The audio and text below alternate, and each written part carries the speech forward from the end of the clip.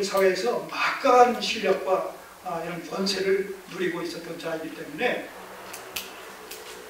대제사장에서 퇴임했음에도 불구하고 대제사장의 버금가는 그런 대접을 받고 있는 이런 막강한 실력의 소유자다. 이렇게 생각하시면 왜 당시의 대제사장 가야바, 사위 가야바가 임에도 불구하고 그에게 직접 데려가지 않고 그 이전에 먼저 안나스에게 데려왔나 하는 것에 대해서 이해를 하실 수 있을 거예요. 공관복음에서는 이 안나스로부터 먼저 예비적인 이런 그 재판을 받은 기사가 삭제되어 있어요. 없어요. 직접 가야바 대제사장, 당시의 대제사장 가야바의 신문을 받는 이런 내용이 소개가 됩니다만 이 요한은 오히려 가야바의 신문은 제거시키고 안나스의 신문을 소개를 하는 관점의 차이에서 오겠죠. 소개를 하고 있습니다.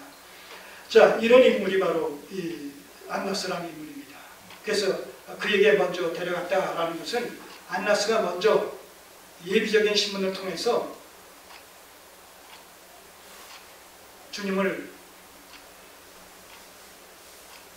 죄인으로 정죄를 해서 그리고 마땅히 이제 재판을 받아야 될 자로 그렇게 확인을 해서 그 다음에 이 가야바 자기 사위에게 넘기려는 그런 의도 속에서 지금 이런 절차가 진행되고 있는 것이 아닌가 그런 생각을 해보게 된다는 것이죠. 자, 안나스에게 끌고 가니 안나스는 그 해의 대제사장인 가야바의 장인이라. 그럼 가야바는 어떤 인물이냐? 우리가 이미 그 11장에서 살펴봤죠. 그 죽은 나사로를 살리신 사건으로 말미암아 결정적으로 하나의 계기가 돼가지고 문수령이 돼서 수많은 사람들이 예수님을 추종하는 그런 일들이 발생하게 되지 않습니까? 그러자 이 사내들인 공회원들이 유대 종교 지도자들이 정치 지도자들이 거기서 어떤 두려움을 느끼게 되죠.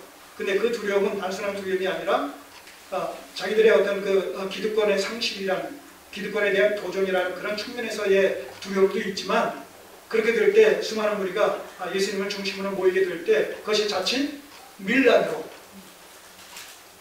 군중 봉기로 이렇게 비화될 수가 있는 위험성을 저들이 감지를 하는 거죠. 왜냐하면 실제적으로 많은 사람들이 그 당시에 예수님을 쫓던 사람들이 예수님의 이적 기사를 보면서 예수님께서 구약에 약속된 메시아 그분으로 생각을 할 뿐만 아니라 거기서 잘못된 생각이 뭐예요? 고난의 종으로서의 메시아가 아니라 정치적인 어떤 메시아로 알고로 말미암아 그들이 귀함이 돼가지고 로마에 대항해서 독립을 하고 정말 하나님의 명실상부한 하나님의 나라를 세울 것을 갖다가 저들이 육신적인 이런 관점에서 생각하면서 계속 예수님을 추종해왔던 그런 그 상황들을 분위기를 우리가 파악할 수 있단 말입니다. 그렇게 될 때 어떻게 돼요? 로마에서 군대를 파견해가고 제압할 거 아닙니까? 그렇게 되면 자기들의 권한을 건전히 상실하게 되니까 이런 정치적인 어떤 이해 득실을 따지는 가운데 저 예수 한 사람을 죽이면 백성 모두가 우리 민족 모두가 편안하게 될 것이 아니냐 이렇게 이제 이야기를 가야바가 현실적인 안목에서 얘기했는데 사실은 뭐예요? 그것이 하나님의 구속의 경륜 속에서는 바로 그렇게 해서 예수 그리스도가 잡혀 죽게 되는 방식을 통해서 하나님의 구속의 경륜이 성취되어지는 그래서 세상 역사는 하나님의 구속사를 성취시키는 수단과 방편이다. 세상 역사의 본질은 구속사다. 이런 우리가 명제를 한번 살펴보지 않았습니까? 바로 그 장본인이라는.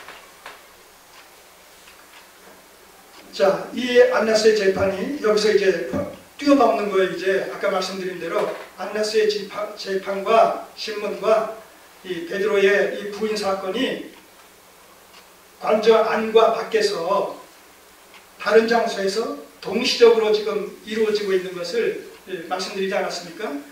그래서 이제 이 안나스 재판을 받기 위해서 안나스가 어떤 인물이기 때문에 예수님을 잡아가지고 체포해서 지금 그에게로 이끌어가느냐 이것을 이제 도입 부분으로 설명을 하면서 그 다음부터는 예수님의 베드로의 예수님에 대한 부인 얘기가 나오는데 이걸 우리는 잠시 뒤로 미루어 놓고 계속해서 안나스의 재판권에 대해서 살펴보도록 하시자고요. 그 안나스의 재판권이 뛰어넘어서 19절부터 다시 시작돼요. 19절부터. 자, 그 진행되어지는 안나스의 재판의 과정을 한번 보시죠. 19절. 대제사장이 안나스죠. 예수에게 그 신문한 내용이 뭐냐? 두 가지. 그의 제자들과 그의 교훈에 대하여 물으니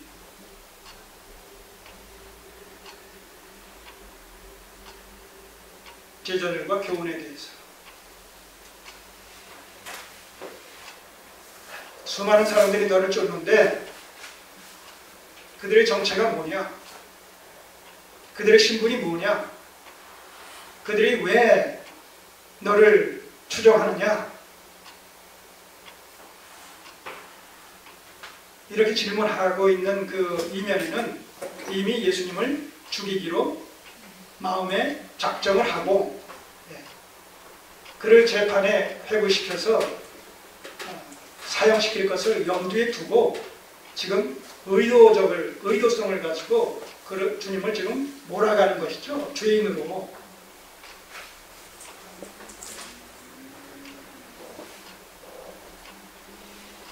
여기 교훈이라는 측면이 뭐니? 교훈이라는 내용은 바로 그 무리들을, 주님을 추종하는 그 무리들을 선동하기 위해서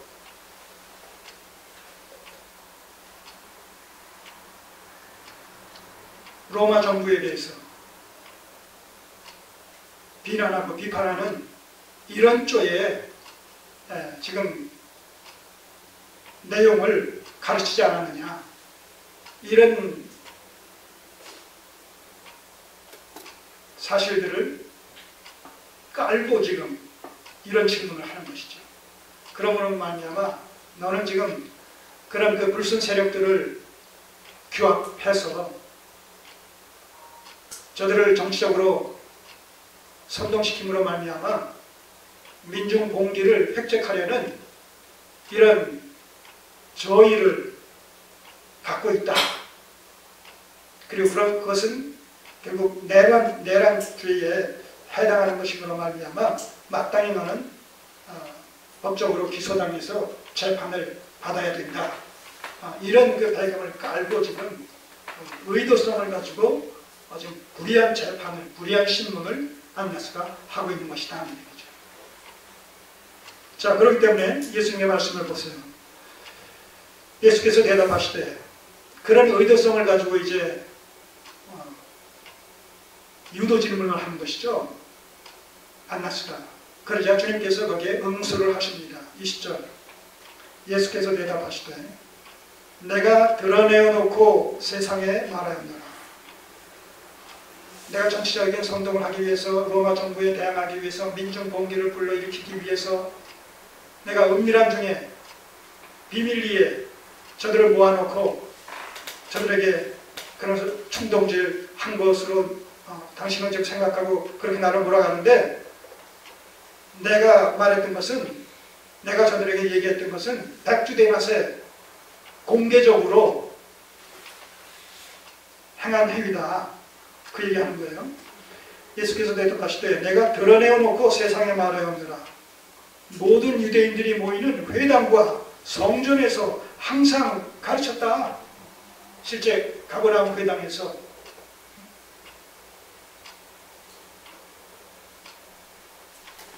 또 헤롯 성전에서 공개적으로 말씀하신 사실들을 우리가 요한복음에서 계속 살펴볼 수가 있습니다. 6장 59절에서 보시면 그 가버나움 회당에서 가르치신 내용, 생명의 떡에 대해서 가르치신 내용이 나오고, 또 7장 14절과 8장 26절, 20절 같은 데서도 초막절에 예루살렘 성전에서 가르치신 이런 내용들이 소개되고 있습니다. 그래서 이렇게 공개적으로 가르쳤지 은밀히는 아무것도 말하지 아니하였거늘 어찌하여 내게 묻느냐. 사실 이 피의자에게 유도 질문을 함으로 말미암아 어떤 범죄 사실을 밝혀내려고 하는 것은 이건 법적으로 잘못된 이런 그 행동이라는 겁니다. 실제가. 또 그 피해자가 고백한 진술에 근거해서 어떤 유죄를 선언한다라는 것도 이런 법적으로 옳지 않다는 거예요.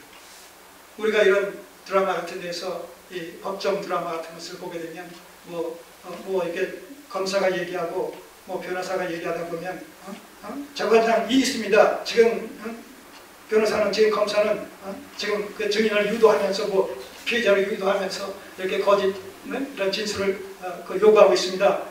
그렇게 이제 이의를 제기하잖아요. 그러면 받아들여가지고 또 그렇게 하지 말라고 재판장이 또 얘기하고 이런 얘기 보지 않습니까? 그런 거예요. 안나스는 유도 질문을 통해서 주께서 스스로 잘못된 것을 갖다가 고백하도록 그렇게 지금 유도 질문을 하는 것인데 주님께서 그 속마음을 다 아시고 이렇게 말씀하시는 것이죠. 나는 공개적으로 얘기했다. 들은 자들이 수없이 많은 들은 자들이 있다. 그들을 증인으로 세워서 얘기하면 되지 않겠느냐. 왜 나한테 이렇게 유도 질문을 하느냐. 나는 거기에 대해서 답변할 수 없다. 이렇게 말씀하시는 것이죠. 당당하게 권한 행사를 하시는 거예요. 피해자를 좀 붙잡혀 왔지만 그렇게 할 수 없다는 사실을 아시고 이의를 제기하시는 것이죠. 물은 자들에게 물어보라. 저희가 나의 하는 말을 아느니라. 22절. 이 말씀을 하시면 곁에 있는 하속 하나가 대제사장의 이 하속 하나, 경비병일 수도 있죠. 하나가 손으로 예수를 쳐 가로되 네가 대제사장에게 이같이 대답하느냐? 그 말씀을 예수님의 그 응수하는 답변을 그런 식으로 유도 질문하는 것은 옳지 않다. 증인들을 통해서 내가 한 말을 갖다 들을 수 있음에도 불구하고 왜 나에게 유도 질문을 해서 나를 범법자로 만들려고 하느냐. 그 증인을 세워서 살펴봐라, 확인해봐라. 그랬을 때 옆에 있는 그 대제사장, 이 하속이 그것이 대제사장에게 대한 어떤 불순한 언사다라는 생각이 이제 들었던 것이죠. 그래가지고 주님의 뺨을 때렸다는 거예요.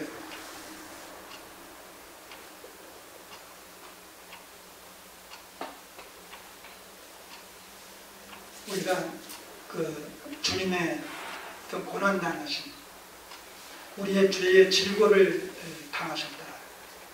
멸시 천대를 받으셨다. 이런 말을 우리가 합니다만 실제 그 상황으로 실제적인 상황으로 우리가 들어가서 봤을 때 바로 이런 식의 장면 속에서 이런 식으로 주께서 피조물들에게 창조주께서 모욕을 당하시고 멸시천대와 온갖 수욕을 당하시고 수모를 겪으시는 이런 모습을 우리가 보면서 정말 그의 찔림이 우리의 허물을 인한 그의 상함이 우리의 죄악을 인함이다라는 말의 의미가 어떤 것인가라는 것을 좀 더 그림으로 입체적으로 확인할 수가 있는 것이죠.